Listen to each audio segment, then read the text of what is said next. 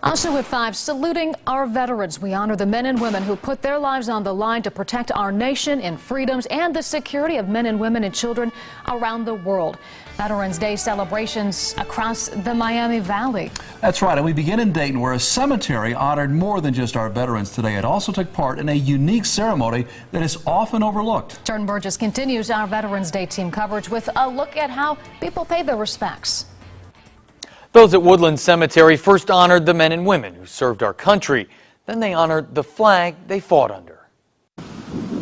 Hundreds of veterans are laid to rest here at Woodland Cemetery. Today we honor their sacrifices, their families' sacrifices. Now, so are more of the flags that symbolize the freedoms for which they fought. It's important that they are disposed of properly. Part of Woodland Cemetery's Veterans Day celebration included a flag retirement ceremony.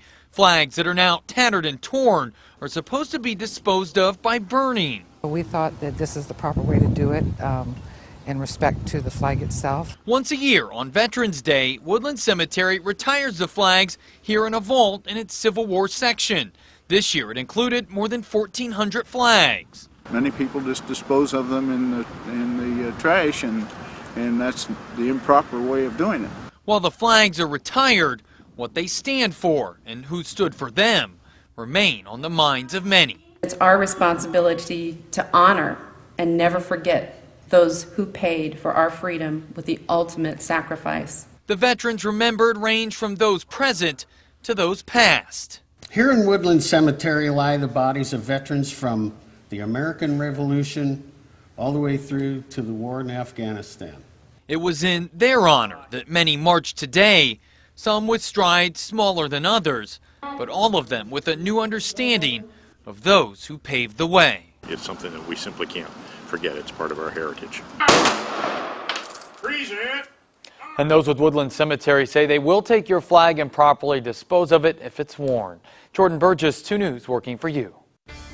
Other Veterans Day ceremonies across the Miami Valley also saluted those who served. In Tip City, residents honored those who served but never came home. During a ceremony today at the Veterans Memorial Park, a local lieutenant who served in World War II was celebrated. His plane was shot down, but his body was never recovered.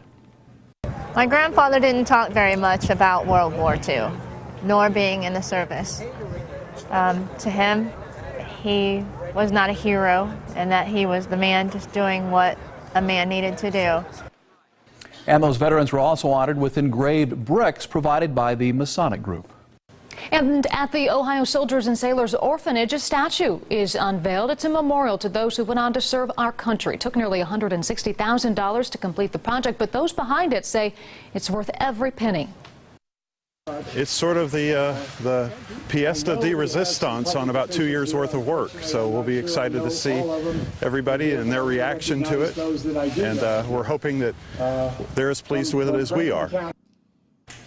Attorney General Mike DeWine at today's ceremony. The Ohio Soldiers and Sailors Orphanage was originally created to help the children of Union soldiers killed during the Civil War.